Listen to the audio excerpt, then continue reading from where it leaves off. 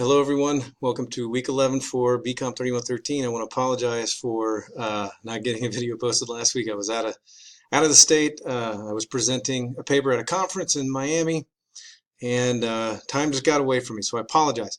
Let's go over what's due this week. There's a lot of stuff going on, obviously. Last week was light. First and foremost, I want to tell you GTA and I are hard at work grading the business message portfolios. Hoping to have those solidified by the end of the week. There are a lot of you, and it just takes a long time. I apologize. I always get in the last few semesters have run into this issue. It always takes longer than I think it will. So just bear with me, be patient. So let's look. One of the things that I'm really concerned about is the resume and cover letter. You know, I pointed this out in the videos, but you can't really coast through on this assignment. If you submit a resume that you've just had, say from freshman year, or that if you're a little bit older, you just kind of had it in your back pocket and submit it, and because in real life it's gotten you a job or whatever, that's not going to satisfy the assignment. Okay, same thing with the cover letter. So there's specific things I'm looking for. If you have not watched the chapter 15 lecture videos, go back last week or the week before and watch those. Okay.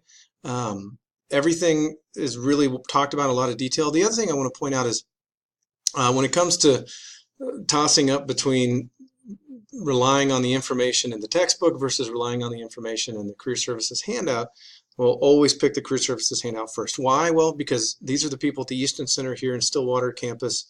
They have their fingers on the pulse of what employers are looking for right now. The good news for you guys is the job market's really pretty good. It's working in your favor. So, but the things I'm looking for are really next level things. It's the things that, yeah, you could have, I'm going to be honest, you can have a mediocre resume and get a job out of college. You can. But within a few years, when you're ready to move up, the next level stuff, this is what I'm trying to teach you here. So don't just rest on your laurels and rely on what you've done in the past. You have to satisfy the assignment and come up with something that I'm looking for. So let's look at the rubrics real quick, okay? So if you look here under this week's content, underneath the job package, here we've got all the drop boxes, the announcement itself, the memo, which you need to be really detailed in the memo. Some of the memos I've seen have been pretty vague, and then consequently of that, I get resumes that are also vague. So we want to be specific. If it's asking for a certain qualification, in the memo, tell stories, just like you would in an interview, right? And when you get a job interview, let's say, tell me about a time when such and such happened. You'll tell a story. I want you to do the same thing in the memo, okay?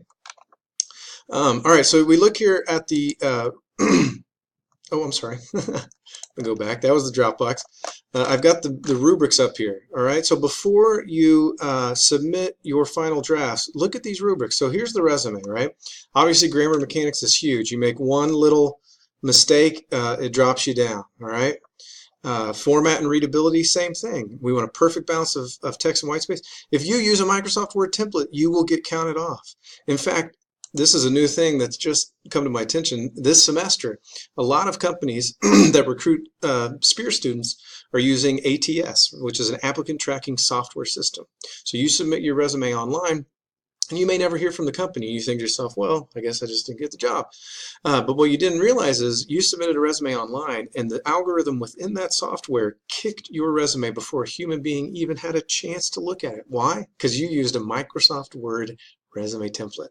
This is a thing that exists. I just found out about it this semester. So make sure that you don't use a Microsoft Word template. All right. Okay. Strong descriptions and action verbs. You want to use action verbs that match the job listing. You don't want to repeat an action verb. You get counted off. You want to be super specific. You need to show instead of tell. A lot of people have showing me rough drafts of resumes that are not specific enough. They're real vague and generic. Rewatch the video from chapter 15 on the lecture. And then finally, you want to use quantification throughout. You can't overdo it, in my opinion. Every single line could have a quantity attached to it, and that would be ideal for me. Why? Because it forces you to be specific. It tells the potential employer so much more information. And then the final thing is you want to render your experience as an accomplishment instead of a list of duties. A lot of people are sending me resumes where they have let's say you worked at Chick-fil-A or something like that, right? And you have 3 or 4 bullet points, and it is a rundown of the duties that you did, right? You ran the cash register, you cleaned the store, you stocked certain items, etc., right? And this is a very common thing we all do. But what I want you to do is take it to the next level. How do you do that? You want to think about each bullet point. Ask yourself this question: what did I accomplish for the organization by doing that? When I ran the cash register, what did I accomplish? Well, I was very efficient at it. I never tried to skim money. I was honest. I was super fast, and that helped lead to an increase in sales. And if you could point to, if you realistically, you can't make this up, but if you could point to an actual quantity, due to my efforts, that it led to a 3% gross increase in sales over the course of 2 quarters in the year 2018, something like that. All right. So that's an example of how ask questions of your resume and think about what you accomplished for the organization, not just the duty that you did. Okay. And this is taking it to the next level. Excuse me, I'm losing my voice. All right, and then the same thing with the cover letter. There are specific things that I cover in the video. If you haven't watched it and you're just going off of a template cover letter or an example from the handouts, I have a few different things that I want you to do that are not in the Career Services handout. And the first is the opening. There are 3 ways that you need to gain attention. Those are discussed in the lecture. Make sure you do one of those, or you'll get 0 out of that category. That'll knock your points down by 10 points, which will be huge. So don't do that. You want to be very specific. You want to use language and keywords from the listing. You want to relate your experience to the company needs, okay? And you want to use the viewpoint at the beginning of each body paragraph, right? ConocoPhillips is seeking an accounting intern with the following qualifications. And then you tell a story, one story. During my audit class, I worked on a project the entire semester. We did such and such and such and such. And so that is just like you would do in an interview technique, you transfer that same skill to your cover letter. And you focus on what the company needs and how you actually satisfy that. All right, so be specifically targeted and the U viewpoint and offer some storytelling. And same thing with the resume. You want to show, don't tell. That's the biggest thing. Show, don't tell. That just means being specific. Don't be vague and generic. Be specific. All right. All right. So I hope this helps. We want to submit these final drafts by the end of the week.